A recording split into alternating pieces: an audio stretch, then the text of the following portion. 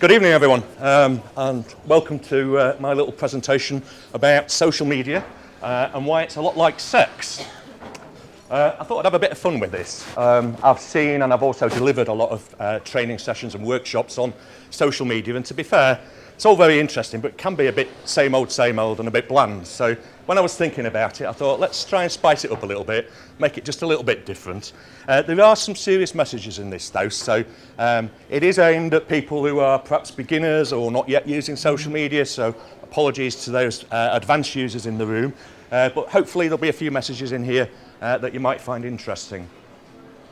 So, apparently, social media, everyone's doing it. So that's my immediate analogy with why it's like sex. A few stats to put behind that. Young people, 18 to 29-year-olds, active in social media. You've got to stay with me here on the little hints with sex. Come on, right? Now, you'd expect that perhaps, wouldn't you? But 83%, I think it's worth just thinking about that for a minute in terms of how quickly this whole kind of social media thing has happened and how pervasive it is in society and in the world that we live in today. My kids, for instance, my youngest, she's 11, you know, she's growing up and she's never not known all of this stuff. So from a business perspective, when sometimes some of this feels a bit new and a bit scary, you know, you really need to reflect on, actually, quite rapidly, this is becoming just, you know, just something we do, which I think is quite interesting. Just looking at the age profiles, I've got some stats, by the way. There's a really interesting paper that Ofcom produce every year on telecommunications. It's got a load of stats in about people's behaviour, use of digital technologies and things. If you ever need anything like that, have a look at that. But as you'd expect, the active users start to tail off with age, but still 70%. When we get into my age bracket, it's more than half. I mean, I thought that was a little bit higher than I was expecting, to be honest. 50-plussers. These are active social media users. Probably the less said about that, the better. Don't really want to go there. But silver surfers, you know, you've heard that expression, and this is very real. I did read something that actually said 60-plus is the fastest growing demographic for the use of Twitter. So, you know, you'd be misplaced, I think, in business to assume that it's for the kids. Or, you know, it's for the 30-somethings, but actually, you know, there's quite a spread there, and social media usage is growing quite rapidly. So, yeah, even this guy. So, very careful about religion. Just a quick point about that. If I had longer to talk to you, I'd share a case study with you about something that went horribly wrong to do with religion. There are some areas on social media that you just need to be very careful of. Religion is definitely one of those, so take it easy. So, social media in business, I think some businesses are using it really well, but I sense, and people tell me, there's a perception out there, quite widely held, that actually, you know, there's a lot of talk about this, we really want to do it, but we're not really sure what we should do, we don't really know where we should start. So, let's have a little think about that and see if I can share a few things with you. A good place to start is not to be like this guy. Okay, social media in business, you know, whether you think everyone's a goer or not is by the side, but social media in business is not about overt sales. So you can't be a dodgy character in a suede coat or whatever it might be, driving the Jag, turning to social media to sell who you are, what you do, your goods, your products and your services. You need to find a different way of using these tools to work in business. Don't be this guy either if you're starting out. Don't try and be someone you're not. Don't dress up.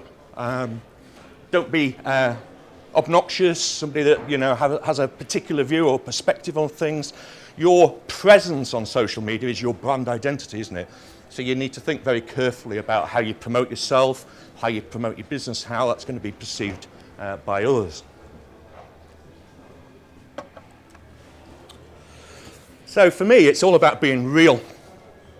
I think the clue is in the title, social media, social.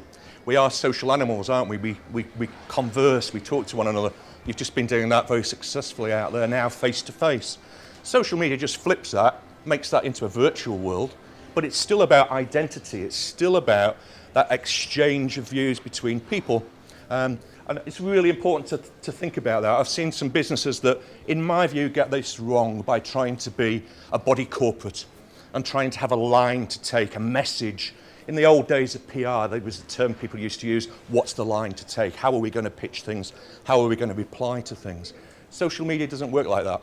It's more around you as an individual, your views, your thoughts, your conversations with others. Conversation. It's a good place to start in relationships. It's a good place to start with social media as well. So to recap the point I made earlier about it's not sell, sell, sell. It's about having conversations with people, developing relationships, building networks, doing that over time. So you get your brand out there, you're raising brand awareness, people becoming more aware of who you are. The whole kind of referral network thing starts to take off. And it's based on conversations. So you need to think in business, what conversations will that be? You know, what are we interested in? What do we know about? What do you have that's interesting to other people? So sharing content, I think, is really important on social media as well. So you can add value. Now, in business, you can position yourself where, you know, you're an expert in your particular field. You should be if you're in business. That's the whole sort of concept of it, isn't it? So share that expertise and that wisdom freely and openly with others over social media. They're the kind of conversations that you can start to have. In terms of sharing, just be a little bit careful with it. I do see some people who go to the extreme of that, and the only content they ever seem to post is other people's content. I mean, that's okay to a point, but it's not building that relationship that we talked about. All they're doing is just regurgitating things that they've seen that are interesting. So get that balance, try and get that balance right. A bit of passion, taking it back to my topic at the beginning, headline at the beginning. What I mean by this, though, in terms of social media, is to be passionate about what you do, be passionate about your business, the area that you operate in, have some enthusiasm about that and be seen to show that and to talk that up. It's easy for me to stand at the front and to say that, but I know through the workshops that we've done with businesses, particularly people starting to use some of this, it's quite hard to find that niche, find that voice for your own sort of online presence. But if you just turn in a little bit and reflect on who you are, what you do, what services do you provide, you're enthusiastic about that. That's what gets you out of bed in the morning, isn't it? So try and turn that into the conversations and make that apparent to people that you're connected with.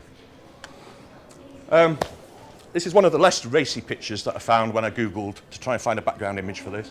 I have to say, the internet is a wonderful and scary place in equal measure, so I had quite a laugh trying to get some pictures that were sort of all right to use on this. What I mean by this is people dressing up. If you want to dress up in the safety of your own home with your partner and have a bit of fun, that's fine. Each to their own, you know. I'm not going to judge that. But you don't want to be doing that on social media. You can't try to be somebody that you're not, portray something else. It sticks out a mile. So you need to think about, and this is the word, if you take one thing away from this conversation, take that away. Be authentic. I really like that when I think about social media. For me, that's what it's about. It's about just, you know, authentic, genuine, real, sincere. Don't try and paint one of these sort of pen picture portraits of something that you're not, because it's not real and people spot it, and you're going to really struggle to maintain that going into the future. I think perhaps I should announce some kind of Daily Mail survey to go with this, shouldn't I? But I've not got any interesting statistics to share with you. I'll leave you to have a look at Google with that if you want to. This is something I get asked a lot by people, businesses starting to use social media, is how often should we post content? There isn't a simple scientific answer to that, really. Just a couple of observations around that. It's about being consistent in terms of what you do. You do need to post content reasonably regularly, but what you don't want to be doing is doing it all at 11:30 on a Thursday, because that's the only time you've got free, and you think, oh, I'm not putting anything on social media, let's get some posts out there. It's not particularly good, that. You want to try and space out what you're doing over the week, and you can reshare things as well, so think about how you might be able to do that. There are tools out there, if you've not come across these things, that allow you to schedule social media posts. So things like Hootsuite, that you can use, a certain number of users for free, and then there are various paid plans. But those tools allow you to post content across different social media platforms, and also to schedule things to go out at different times during the week.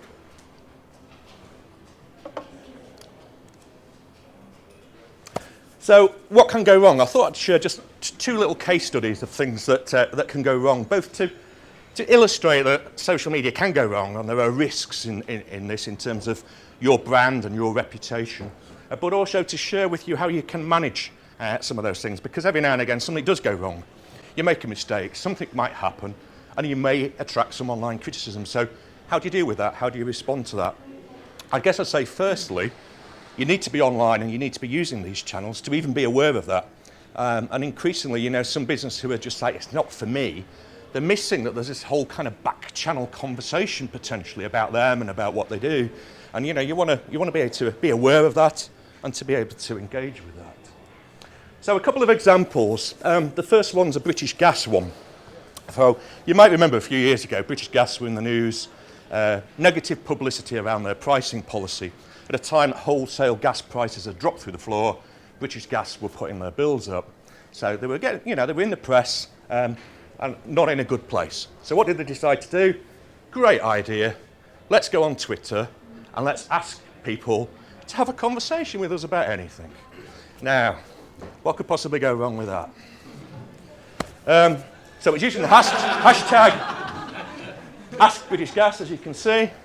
One thing I really love about social media is the humour. You know, there's humour in it. Just encourages me about the human race when you see how people can respond to some of these things. There's a nice one. This gets better as it goes along.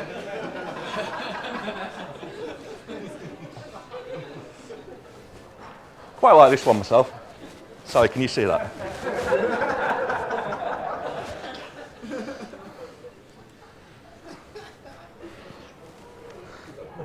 Getting a bit cruel now. Not quite the conversation British Gas were going to be expecting. Just to take me back to the theme, we're dressed up again.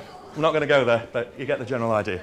So the message in that for me really is yeah, you know, using some of these tools, great idea, but you need to think a little bit about what might happen. And you need to have a sort of strategy and a policy around that. You also need to be able to respond to it quickly. The slides, I'm not going to show you about this because I've not got long enough, but British Gas were hopeless in their response to this. So this was happening in real time in front of them, and they just didn't seem to have a clue about how to react to that and how to deal with it until it was too late. You know, reputational damage, I mean, you bet, you know. Second one I want to share with you is O2. If you ever want to look at how companies do social media really well, there are a few to look at, and I always recommend O2 as being one of them. Tesco are particularly good as well, but hey, that's how it is. So again, a couple of years ago, O2 had a major problem. You might remember this. The network went down across the UK and part of Europe. Major problem, 2 or 3 days. In terms of being a network provider and operator, that could have spelt disaster. That could actually have been the end of O2. So the traditional response to that would have been, we've got a bit of a problem. What's the line we're going to take? Can someone write a press statement so we're ready to put a message out? They could have gone all body corporate around that and just dealt with it in that way. But they noticed this massive spike in people using Twitter and obviously having a moan about the fact that the O2 network was down. So they decided to do something about that. So these messages, I'm not going to read them all out. I'll let you read them yourself. The message at the top is what a customer has posted, and then the response from O2 at the bottom. So what I like about this is just the sincerity of, firstly, we apologise, we got it wrong, we're sorry about that, and then without any real emotion, a factual statement in terms of where they are. But straight away, to me, that looks like, that's not a sort of body corporate that I would imagine. That doesn't feel like O2, that feels like me, like someone having a conversation. Quite like this one, had to travel to Italy to get a signal. You can come back now, we're back in business, smiley face. So again, you know, a little bit of humour. It just takes the heat out of it, doesn't it? It's very difficult to come back at something like that. Some people can do it, but it is quite difficult to do. Because of you, I missed a call from my dear old mum. You're welcome, we think. If your mum asks, we'll totally deny this tweet. So again, you know, if you think about when this disaster first happened, would you expect O2 to kind of respond in that way? You wouldn't, would you? I'll let you read the first line yourself. There's no way I'm reading that out.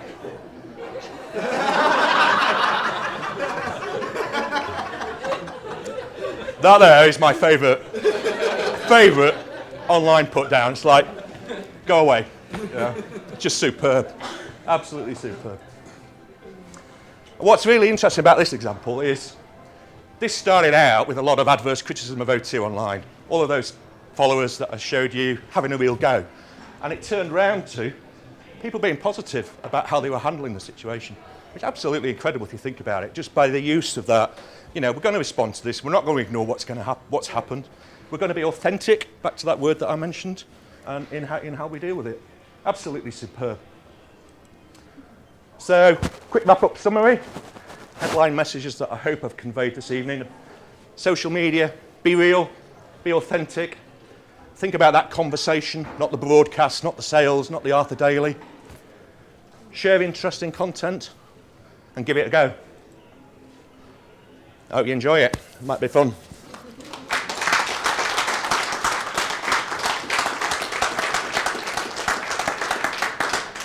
Just a little bit about me, contact details. I didn't do the introduction at the front, but very briefly, if there's anything I can do to help anyone, get in touch. We do training, consultancy, WordPress websites, and digital data capture apps. That's Digital Nomads. Thank you very much.